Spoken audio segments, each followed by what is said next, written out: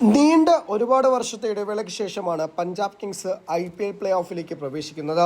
ശ്രേയസ് അയ്യരെ അത്തരത്തിലൊരു മികച്ച ക്യാപ്റ്റനെ തന്നെയാണ് ഏവരും വിലയിരുത്തുന്നത്. പോയിന്റ് പട്ടികയിൽ ആദ്യം മുതൽ സർവ്വാധിപത്യമുള്ള ടീമായാണ് പഞ്ചാബ് കിങ്സിനെ കണക്കാക്കിയിരുന്നത്. ആദ്യ 2 മത്സരങ്ങളെ വിജയിച്ച് പിന്നീട് അങ്ങോട്ട് ചെറിയ ഇടവേളകളിൽ 2 പരാജയങ്ങൾ നേരിട്ടു. എന്നാൽ മികച്ച രീതിയിൽ മത്സരങ്ങൾ ആഞ്ഞു പിടിച്ചുകൊണ്ടാണ് പഞ്ചാബ് കിങ്സ് പ്ലേ ഓഫിലേക്ക് പ്രവേശനം ഉറപ്പിച്ചത്.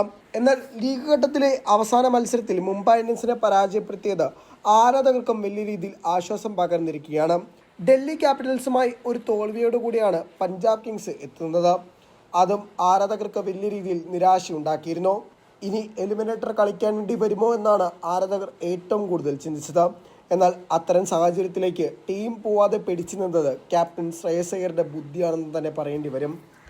മുംബൈ പോലൊരു മികച്ച ബാറ്റിംഗ് ലൈനപ്പുള്ള ടീമിനെ പിടിച്ചു കിട്ടിയത് തന്നെയാണ് ശ്രേയസിൻ്റെ ക്യാപ്റ്റൻസിയിൽ എടുത്തു പറയേണ്ടത്.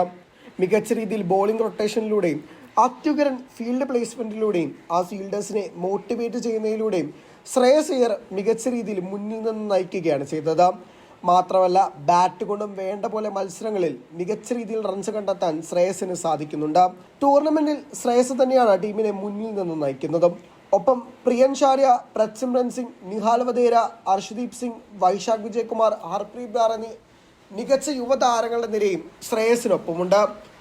അതോടൊപ്പം മാർക്കോ യാൻസനെ പോലുള്ള വിദേശ താരങ്ങളുടെ സേവനവും മാർക്കസ് സ്റ്റോയിനസിന്റെ അത്യുഗ്രൻ ഓൾറൗണ്ട് പ്രകടനവുമെല്ലാം വലിയ രീതിയിൽ പഞ്ചാബിന് ഗുണമാകുന്നുണ്ട്.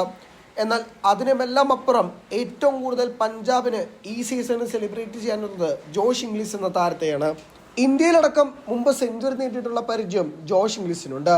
എന്നാൽ ഇതുവരെ IPL അങ്ങനെ അവസരം ലഭിക്കാതിരുന്ന താരത്തിന് ആദ്യമായി അവസരം ലഭിച്ചപ്പോൾ മികച്ചൊരു IPL സീസണാണ് താരത്തിന് ലഭിച്ചത്.